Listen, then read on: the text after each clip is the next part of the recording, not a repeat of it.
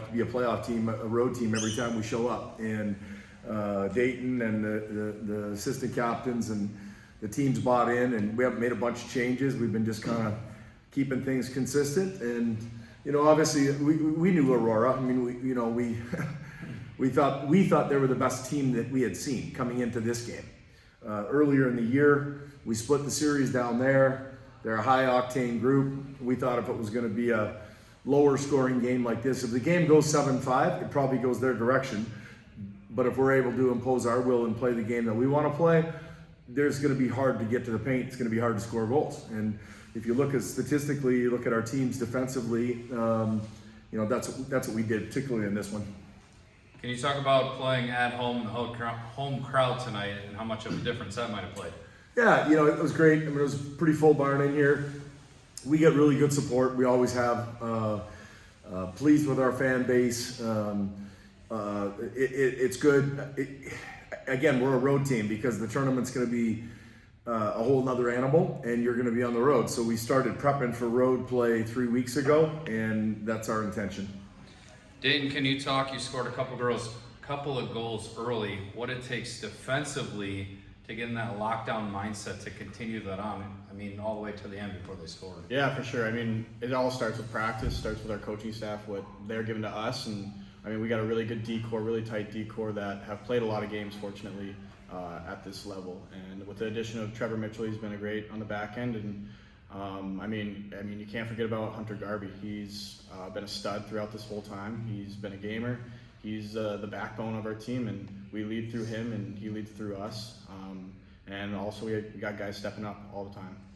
Can you talk about Hunter Garvey, tournament MVP tonight? What is it like having a guy back there that you can just count on and rely on game in and game out? Mm-hmm. Yeah, it's a huge difference maker.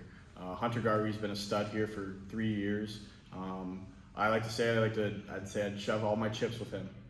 He's a gamer, he wants it.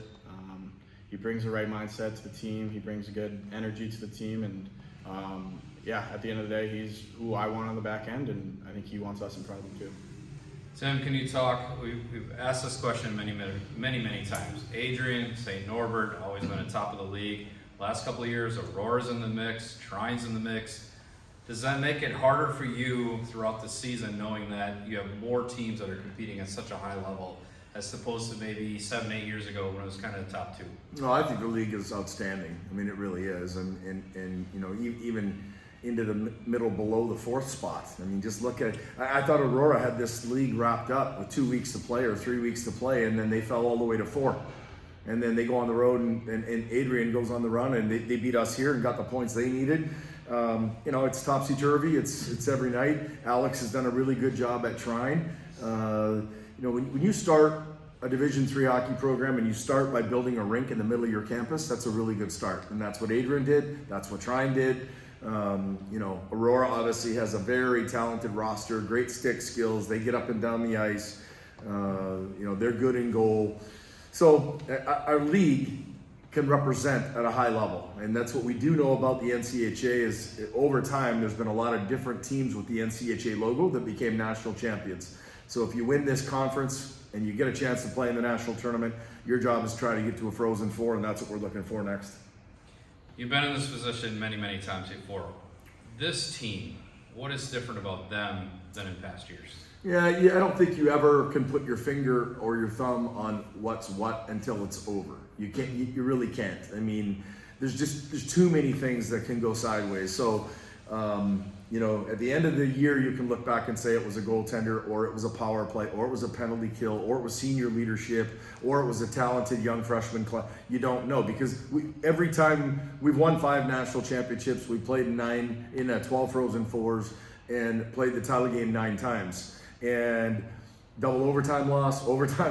It's always something that you can look back at and say, this is why and this is what, but you can't do it in the moment. All you can do right now is try to get ready to go to practice on Monday, make sure your guys are focused on very minute details, and congratulate them because it's a long year and there's a lot of, when you come to this program, you're expected to go to the NCAA tournament. So when your captain's sitting here like he is tonight and we're back in the NCAA tournament, all kudos to the leadership group in our room.